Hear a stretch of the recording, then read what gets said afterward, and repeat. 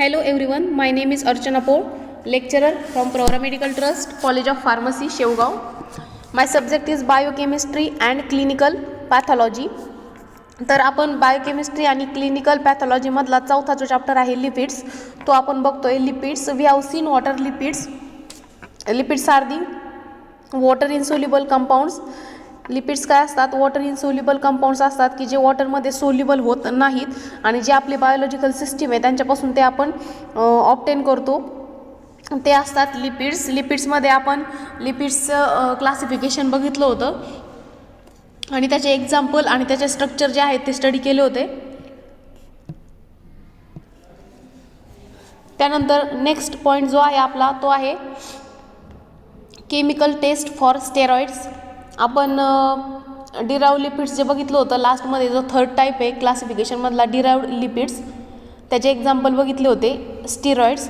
तर ह्या स्टिरॉइड्समध्ये आपण बघितलं होतं कोलेस्टेरॉलच्या फिजिकल प्रॉपर्टीज बघितल्या होत्या आणि त्यानंतर त्याच्या केमिकल टेस्ट ज्या आहेत त्या आज आपण बघणार आहोत. ठीक आहे. We are going to study the chemical test for steroids. In that the first test is Liebermann Burchard test. This Lieberman-Burkhardt test,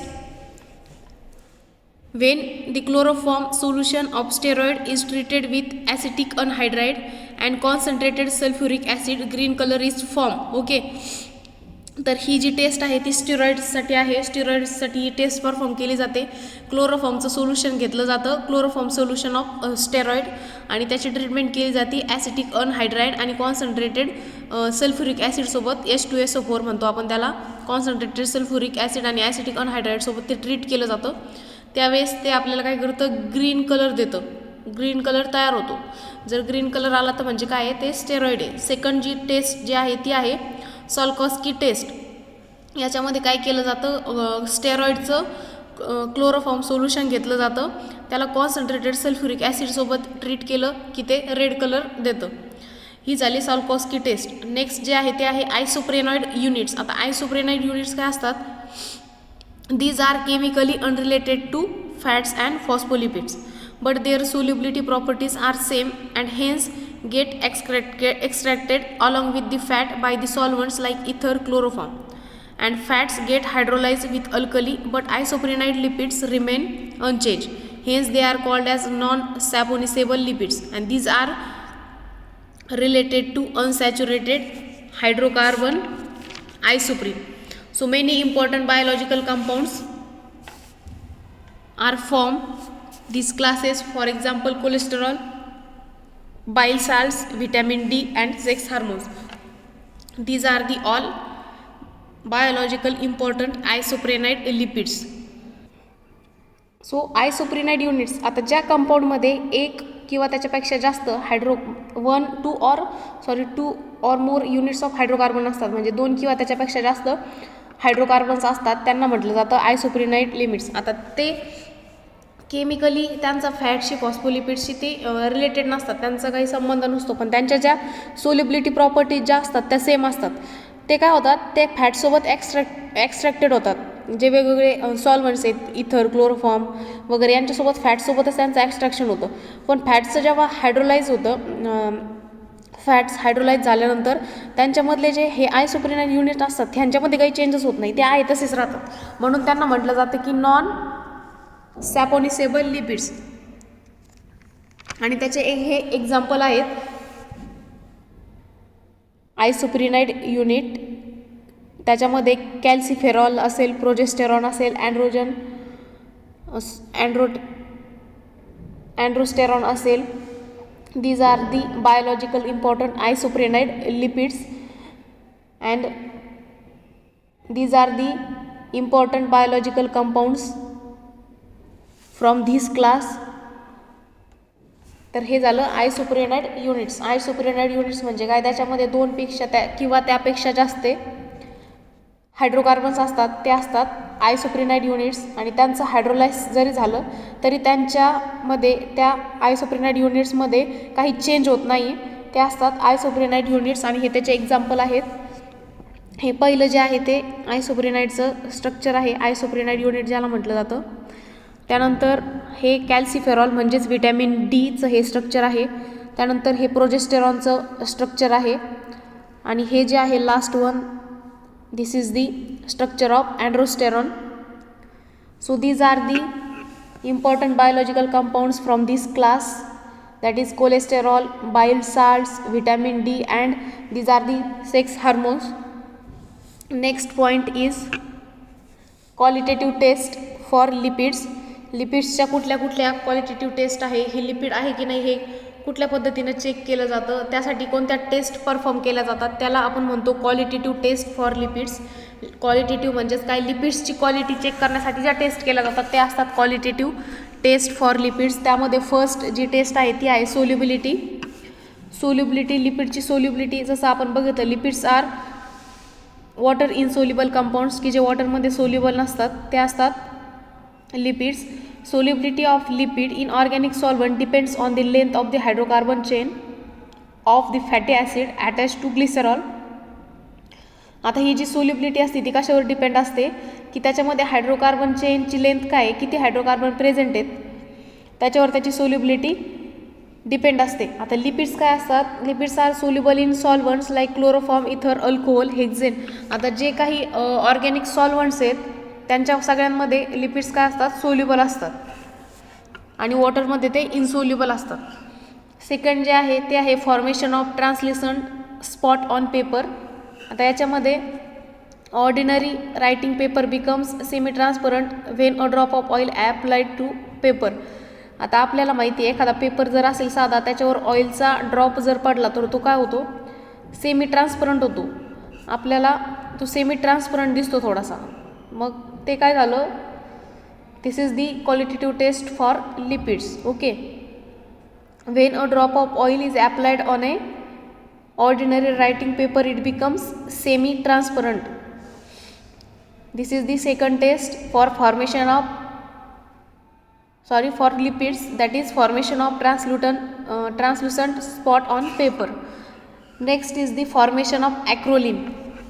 आता याच्यामध्ये काय होतं, आता फॅट्समधले जे ग्लिसेरॉल असतात ते काय होतात, डिहायड्रेट होतात with the help of solid potassium bisulphate and acrylic aldehyde और acrolein is produce. Here is the reaction, the formation of acrolein which is noted by irritating odour. त्याचं ॲक्रोलिनचं फॉर्मेशन झालं आहे हे कसं नोट करायचं, तर त्याची एक इरिटेटिंग ओडर असते, त्याच्यावरून आपल्याला समजतं की ॲक्रोलिन फॉर्म झालं आहे. So the glycerol from fats gets dehydrated with the help of solid potassium bisulfate and acrylic aldehyde or acrolein is produced. This is the third test for lipids. Fourth is the emulsification. फार्मास्युटिक्समध्ये तुम्ही बघितलेलं असेल की emulsification काय असतं.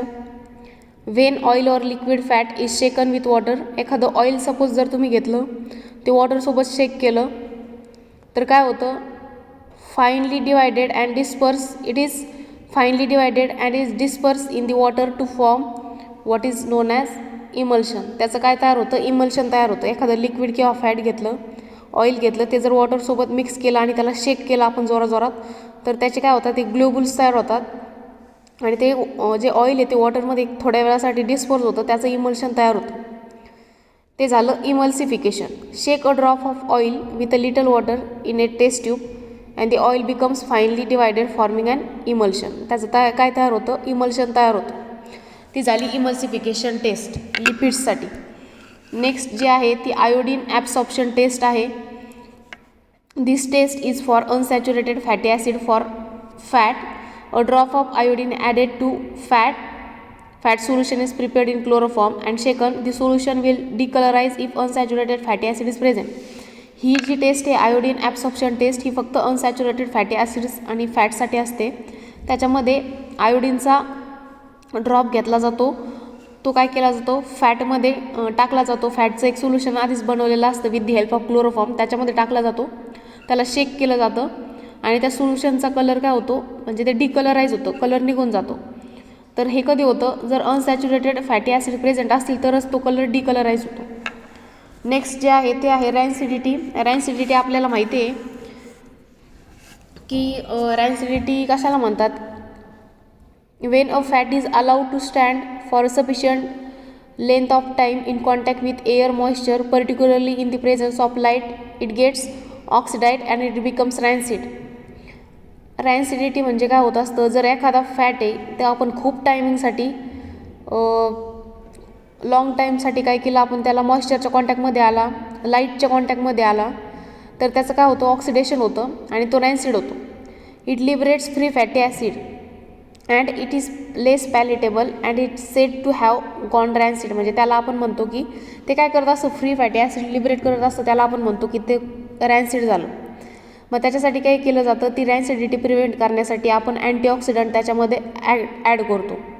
Small amount of antioxidant is added to protect oxidation. म्हणजे त्याचं oxidation होऊ नये म्हणून काय केलं जातं, स्मॉल अमाऊंटमध्ये अँटीऑक्सिडंट त्यामध्ये ॲड केले जातात. Vitamin E and derivatives of phenol are use as a antioxidant. आपण ऐकलेलं आहे की व्हिटॅमिन ई हे काय अँटीऑक्सिडंट आहे. तर व्हिटॅमिन ई आणि त्याचे जे डेरिव्हेटिव्ज असतात ते काय केले जातात, अँटीऑक्सिडंट म्हणून यूज केले जातात टू प्रिव्हेंट ऑक्सिडेशन. ऑक्सिडेशन होऊ नये म्हणून, ते रॅन्सिड होऊ नये म्हणून, ते खराब होऊ नये म्हणून काय केलं जातं, त्याच्यामध्ये अँटीऑक्सिडंट ॲड केले जातात. नेक्स्ट जो पॉईंट आहे तो आहे methods use to study fat or oils. म्हणजे फॅट्सचा आणि ऑइल्सचा स्टडी करण्यासाठी कोणत्या कोणत्या मेथड यूज केल्या जातात. त्याच्यामध्ये सॅपोनिफिकेशन व्हॅल्यू आहे, ॲसिड व्हॅल्यू आहे, आयोडीन नंबर आहे, ॲसिटिल नंबर आहे, रेकट मेसेल नंबर आहे, पोलेन्स्की नंबर आहे आणि अनसॅपोनिफिएबल मॅटर. असे 7 मेथड आहेत. त्यामध्ये फर्स्ट जो आहे saponification value. It is the number of milligrams of potassium hydroxide required to saponify the free or combined fatty acid in 1 gram of fat or oil. ठीक आहे, म्हणजे 1 ग्रॅम फॅट किंवा 1 ml oil जर असेल तर त्याच्या सॅपोनिफिकेशनसाठी किती number of milligrams of potassium hydroxide लागतात ते असते saponification value. And it is determined by saponification and titration of excess alkali and it is measure of the mean molecular weight of fatty acid present in fat or oil. तर ही झाली saponification value, म्हणजे किती number of milligrams of potassium hydroxide लागतात की 1 gram fat किंवा 1 gram oil सॅपोनिफाय करण्यासाठी, आणि ते टायट्रेशननी किंवा सॅपोनिफिकेशननी ते डिटरमाइन केलं जातं. सेकंड जे आहे ते आहे ॲसिड व्हॅल्यू. ॲसिड व्हॅल्यू काय असते, this represents the number of milligrams of alkali. म्हणजे number of milligrams of alkali required to neutralise free fatty acids which are present in 1 gram of oil or fat. 1 gram fat असेल, oil असेल, तर त्याला neutralise करण्यासाठी किती milligrams of alkali लागतात, ती झाली acid value. Free fatty acid content increases due to action by lipase from microbial growth. Next जे आहे ते आहे आयोडीन व्हॅल्यू. आयोडीन व्हॅल्यू काय असते, the unsaturated fatty acid react with iodine at the double bond. आता हे जे unsaturated fatty acid असतात ते डबल बॉन्डसोबत रिॲक्ट होतात, जसं रिॲक्शनमध्ये दिलं आहे. And it is use to determine the level of unsaturation of fat. कशासाठी यूज केलं जातं, दी अनसॅच्युरेशनची लेवल काय आहे फॅटची ते डिटरमाइन करण्यासाठी ही आयोडीन नंबर यूज केले जातात. दस the iodine number is measure of the amount of unsaturated fatty acid present in total fat or oil. म्हणजेच फॅटमध्ये, टोटल फॅटमध्ये किंवा ऑइलमध्ये किती अनसॅच्युरेटेड फॅटी ॲसिड आहे हे त्यांनी मेजर केलं जातं. It is express as the number of grams of iodine absorb bye 100 gram of fat or oil. ते कसं एक्सप्रेस केलं जातं की number of grams of iodine म्हणजे किती ग्रॅम्स ऑफ आयोडीन ॲब्सॉर्ब होतं 100 ग्रॅम फॅटमध्ये किंवा ऑइलमध्ये, ती झाली आयोडीन व्हॅल्यू. नेक्स्ट जे आहे ते आहे acetyl number. By this method हायड्रॉक्झिल groups R measured. या मेथडनी हायड्रॉक्झिल ग्रुप किती आहेत ते मेजर केलं जातं. त्याची जी डेफिनेशन आहे ती आहे, it is define as the milligrams of potassium hydroxide required to neutralisation of acetic acid म्हणजे किती मिलीग्रॅम्स ऑफ पोटॅशियम हायड्रॉक्साईड लागतं ॲसिटिक ॲसिडला न्यूट्रलाइज करण्यासाठी. And which is obtain by saponifying 1 gram of un acetylated fat or oil. तर acetic acid जे आहे त्याच्या न्यूट्रलायझेशनसाठी किती मिलीग्रॅम्स ऑफ पोटॅशियम हायड्रॉक्साईड लागतात ते झालं तुमचं ॲसिटिल नंबर, की जे 1 ग्रॅम फॅट किंवा 1 ग्रॅम ऑइल चं सॅपोनिफिकेशन करून ती व्हॅल्यू ऑप्टेन केली जाते. नेक्स्ट जे आहे ते आहे Reichert Meissl number. It is a major of volatile fatty acid and it is determined by titration of the steam distillate. याच्यामध्ये काय केलं जातं रॅकट मायसेल नंबरमध्ये फॅटी ॲसिड जे आहेत, व्हॉलाटाईल फॅटी ॲसिड जे आहेत ते डिटरमाइन केले जातात by titration of the steam distillate. आणि ते काय असतं, it is the number of millilitres of N/10 alkali required to neutralise the soluble volatile fatty acid. म्हणजे किती मिलीलिटर्स ऑफ अल्कली लागते जे व्हॉलाटाईल फॅटी ॲसिड असतात त्यांच्या न्यूट्रलायझेशनसाठी ती व्हॅल्यू डिटरमाइन केली जाते. 5 ग्रॅम ऑफ फॅट घेतलं जातं किंवा ऑइल घेतलं जातं. And the determination of this value is use to detect adulteration. आणि ही जी व्हॅल्यू आहे ती अडल्ट्रेशन जर असेल तर त्याच्या डिटेक्शनसाठी यूज केली जाते. नेक्स्ट जे आहे ते आहे Polenske number. It is the number of millilitres of 0.1 normal potassium hydroxide required to neutralizes the insoluble free fatty acid from 5 grams of fat or oil. 5 gram fat असेल तर त्याच्यासाठी किती मिलीलिटर्स ऑफ पोटॅशियम हायड्रॉक्साईड लागतं neutralisation करण्यासाठी त्या insoluble फॅटला, ती झाली तुमचं पोलिन्स्की नंबर. आणि लास्ट जे आहे अनसॅपोनिफिएबल मॅटर. अनसॅपोनिफिएबल मॅटरमध्ये the part of the fat or oil which does not get saponified with fixed alkali represents unsaponifiable matter. आता फॅट किंवा ऑइलचा जो पार्ट आहे की ज्याचं सॅपोनिफिकेशन होत नाही जेव्हा ते अल्कलीसोबत मिक्स केलं जातं त्यावेळेस, ती झाली तुमची unsaponifiable matter. And the biologically this part of the oil is very important since it contains most of the fat soluble vitamins. याच्यामध्ये जे महत्त्वाचे विटॅमिन जे आहेत फॅट सोल्युबल विटॅमिन जे तुम्हाला माहीत आहेत, विटॅमिन A, D, E, तर हे त्याच्यामध्ये असतात. त्यामुळं हा एक महत्त्वाचा पार्ट असतो अनसॅपोनिफिएबल मॅटर. सेकंड नेक्स्ट जो पॉईंट आहे तो आहे biological importance of lipids. Biological importance काय आहे लिपिडचा, तर आपल्याला माहिती आहे लिपिड्स सर्व as a efficient source of energy. तो एक एनर्जीचा एक सोर्स आहे की जेव्हा तो ॲडिपोज टिश्यूमध्ये it is stored in the form of energy when stored in adipose tissue and are of great importance in biochemical processes. ज्या आपल्या बॉडीमध्ये बायोकेमिकल प्रोसेसेस होत असतात त्यांच्यामध्ये लिपिड्स जे आहे ते एक महत्त्वाचा रोल प्ले करत असतं. Insulating material in subcutaneous tissue are around certain organs and they are the components of cell membranes and are thus concerned with the phenomenon of cell permeability and cell organization. आता हे जे lipids जे आहेत ते काय आहेत, आपला जो सेल मेम्ब्रेन आहे त्याचा एक इम्पॉर्टंट कंपोनंट्स आहे जे त्याच्यामुळं काय होतं आपले जे सेल परमिएबिलिटी असती किंवा सेल ऑर्गनायझेशन असतं, सेल्सशी रिलेटेड जे काही फंक्शन होत असतात त्यांच्यामध्ये लिपिड्स काय करत असतात, एक महत्त्वाचा रोल प्ले करत असतात.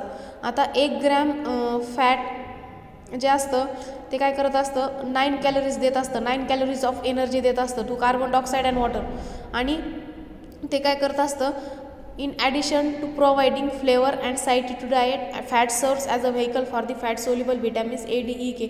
जे काही फॅट सोल्युबल विटॅमिन्स आहेत A, D, E, K जे फॅट सोल्युबल असतात वॉटर सोल्युबल नसतात त्यांच्यामध्ये ते काय करत असतं महत्त्वाचा रोल प्ले करत असतं. लिपिड्स काय करत असतात फॅट सोल्युबल विटॅमिनला कॅरियर म्हणून ते हेल्प करत असतात, त्यांना पुढे नेण्यासाठी ते काय असतात इम्पॉर्टंट असतात. आता phosphatides of blood platelets are involve in the production of thromboplastin activity.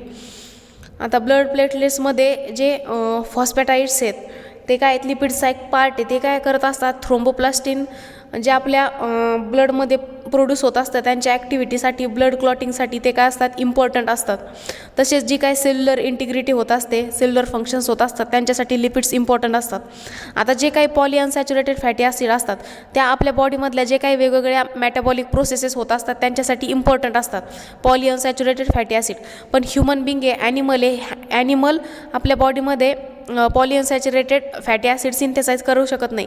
म्हणून it is necessary to provide it from diet. म्हणून काय करतो आपण, ते डाएट थ्रू घेतो. म्हणून त्यांना काय म्हटलं जातं, इसेन्शियल फॅटी ॲसिड असं म्हटलं जातं. त्याचे जे एक्झाम्पल आहेत ते आहेत linoleic acid and linolenic acid. Okay, next जो आहे तो आहे point lipids in biological membrane. आता the major component of biological membrane किंवा बायोमेम्ब्रेनचा जो महत्त्वाचा जो भाग आहे तो आहे फॉस्फोलिपिड. फॉस्फोलिपिड काय आहे, एक मेजर कंपोनंट आहे बायोलॉजिकल मेम्ब्रेनचा. Phospholipid has a 2 long chains of hydrocarbon fatty acid. फॉस्फोलिपिडमध्ये काय असतात, 2 लॉंग चेन असतात हायड्रोकार्बनच्या फॅटी ॲसिडच्या. म्हणजे फॅटी ॲसिड्स असलेल्या हायड्रोकार्बनच्या 2 लॉंग चेन फॉस्फोलिपिडमध्ये असतात. आणि ह्या ज्या चेन आहेत, these chains are hydrophobic and have a strong polar group that is phosphate at the 3rd carbon of glycerol. की हा ज्या चेन्स आहे त्याच्यामध्ये काय असतो, एक हायड्रोफोबिक असतो जो तुम्ही याच्यामध्ये बघू शकता, ज्याला आपण टेल म्हणतो. इमेजमध्ये तुम्ही बघा हायड्रोफोबिक टेल असते आणि तो काय असतो, एक स्ट्रॉंग पोलर ग्रुप असतो दॅट इज फॉस्फेट. ज्याला काय म्हणतात, फॉस्फेट म्हणतात. तो कुठे असतो, 3rd कार्बन असतो. ग्लिसरॉलच्या 3rd कार्बनला तो प्रेझेंट असतो. आता when phospholipids are added to aqueous medium. Aqueous medium म्हणजे काय, वॉटर. फॉस्फोलिपिड घेतला जातो ॲक्वियस मीडियममध्ये. ज्यावेळेस तो ॲड केला जातो दे फॉर्म मायसेल्स. ते काय तयार करतात, मायसेल्स तयार करतात. हे जे स्ट्रक्चर आहे मायसेल्सचं, हे काय आहे, मायसेल्स तयार करतात. जेव्हा फॉस्फोलिपिड घेतला जातो तो ॲक्वियस मीडियममध्ये टाकला जातो, ते मायसेल्स तयार करतात. किंवा आपण त्याला म्हणू शकतो एक मोनोलेअर तयार होते आणि एक बायलेअर तयार होते. आता मोनोलेअर तयार होते की बायलेअर तयार होते हे फॉस्फोलिपिडचं कॉन्सन्ट्रेशन किती आहे त्याच्यावर डिपेंड असतं. The hydrophilic and hydrophobic interaction of phospholipids are forming bilayer in the water. Okay, आता ही झाली बायलेअर. ही फॉस्फोलिपिडची काय तयार झालेली आहे, बायलेअर तयार झाली आहे. 2 लेअर तयार झाले आहेत. त्या कशामुळे तयार झालेल्या आहेत, ते एक हायड्रोफिलिक असतो आणि एक हायड्रोफोबिक असतो. आता त्यांच्यामध्ये इंटरॅक्शन होतं फॉस्फोलिपिड्समध्ये आणि ते 2 लेअर तयार होतात. आता हायड्रोफोबिक टेल्स काय असतात, हायडन आहेत ॲक्वियस एन्व्हायरमेंटमध्ये. इथे तुम्ही हे स्ट्रक्चरमध्ये तुम्ही बघितलं टेल्स आणि हायड्रोफिलिक हेड. हे जे वरचं जे आहे ते हायड्रोफिलिक हेड आहे आणि खाली बघा हे हायड्रोफोबिक काय आहे, टेल जे आहे. ओके, आता ज्यावेळेस हायड्रोफिलिक अँड हायड्रोफोबिक इंटरॅक्शन होतं, त्यांच्यामध्ये इंटरॅक्शन होतं, काय तयार होतं, बायलेअर तयार होती. ही जी आहे ती काय तयार झालेली आहे, बायलेअर तयार झालेली आहे. याच्यामध्ये तुम्ही बघू शकता टेल कुठं आहे, ज्याचे जे टेल आहे ते काय झाली, हायडन झालेली आहे आतमधल्या साईडला. ॲक्वियस मीडियममध्ये ती काय झालेली आहे, हायडन तयार झालेली आहे आणि त्यांच्यामध्ये काय झालेलं आहे, एक इंटरनल हायड्रोफोबिक फेस तयार झालेली आहे. आणि हायड्रोफिलिक हेड्स जे काय आहेत ते एक वरच्या एक्सपोज झालेले आहेत वरच्या सरफेसला. हे जे हेड्स आहेत गोल गोल हे काय झालेले आहेत, वरच्या सरफेसला एक्सपोज झालेले आहेत आणि टेल्स काय आहेत ते हायडन झालेले आहेत ॲक्वियस एन्व्हायरमेंटमध्ये. ठीक आहे, हे तुम्हाला समजलं. नेक्स्ट आहे bilayer system of this type of extensively studied as a model of the natural membrane. Biomembranes are made up of phospholipids, lipoproteins, glycoproteins and proteins. आपल्याला माहिती आहे बायोमेम्ब्रेन आहे तर कशाचा बनलेला आहे, फॉस्फोलिपिड्सचा बनलेला आहे, लिपोप्रोटीन्सचा बनलेला आहे, त्याच्यामध्ये ग्लायकोप्रोटीन्स असतात, प्रोटीन्स असतात. And all this components are assemble together by non covalent interaction. आता हे सगळे जे कंपोनंट्स असतात ते एकमेकांना असेंबल असतात, एकमेकांना लिंक असतात. कशाने, तर कोव्हॅलंट इंटरॅक्शननी ते एकमेकांना लिंक असतात. Proteins are very important in the membrane function. For example, selective transportation. प्रोटीन्सचं जे इम्पॉर्टन्स जो आहे तर काय काय आहे, ट्रान्सपोर्टेशनसाठी इम्पॉर्टंट असतं, मेटाबॉलिक रेग्युलेशनसाठी, सेल टू सेल कॉन्टॅक्ट इनिबिशनसाठी. Proteins are very important in the membrane function. So these are the functions. Selective transportation असेल, मेटाबॉलिक रेग्युलेशन असेल, सेल टू सेल कॉन्टॅक्ट इनिबिशनसाठी असेल, तर हे सगळे इम्पॉर्टंट फंक्शन्स जे आहेत. त्यानंतर the fluid mosaic model is the most satisfactory in explaining membrane structure. तर हे जे आहे ते फ्लुइड मोझॅइक मॉडेल जे आहे त्याच्यामध्ये आपण बघणार आहेत की heat insulation, subcutaneous adipose tissue has a large quantity of fat. जो सबक्युटेनियस टिश्यू जो असतो त्यांच्यामधला त्याच्यामध्ये लार्ज अमाऊंट ऑफ फॅट असतात, लार्ज क्वांटिटी ऑफ फॅट असतात. And it is a bad conductor of heat. तो हीटचा काय एक बॅड कंडक्टर आहे. It provides insulation at the same time and it is fat storage of the body. ते काय करत असतं एक इन्सुलेशन प्रोव्हाइड करत असतं सेम टायमिंगला आणि तो बॉडीमधला एक फॅट स्टोरेज म्हणून काय करत असतं तो सबक्युटेनियस ॲडिपोज टिश्यू काम करत असतो. So heat insulation, subcutaneous adipose tissue has a large quantity of fat and it is the bad conductor of heat. हीटचा तो एक बॅड कंडक्टर आहे. Also it provides insulation at the same time. Same टाईमला तो insulation पण provide करत असतो. It is a fat storage of body. तर काय आहे फॅट स्टोअर करण्यामधला बॉडीचा एक part. Then fat soluble vitamins. Fat soluble vitamins these are non saponifiable fraction of lipids. They are called as fat soluble vitamins. Dietary fats are important for absorption of fat soluble vitamins. जे dietary fats जे असतात ते fat soluble विटॅमिन्सच्या ॲब्सॉर्प्शनसाठी important असतात. Next जे आहे steroidal hormones. Steroidal hormones are required for various physiological activity. आता हे जे दिलेले आहेत ते स्टेरॉइडल हार्मोन्स आहेत की जे वेगवेगळ्या फिजिओलॉजिकल ॲक्टिव्हिटी ज्या होत असतात त्यांच्यासाठी गरजेचे असतात. त्याच्यामध्ये मिनरल कॉर्टिकॉइड जे आहे मिनरल कार्टिकॉइडचं फंक्शन जे आहे की मिनरल्सचं मेटाबॉलिझम होण्यासाठी ते इम्पॉर्टंट रोल प्ले करतं. त्यानंतर इस्ट्रोजन आणि प्रोजेस्टेरॉन जे आहेत these are the functions of oestrogen and progesterone are development of sex characters in the females. Then androgen development of sex characters in males. And then glucocorticoid these are responsible for carbohydrate metabolism.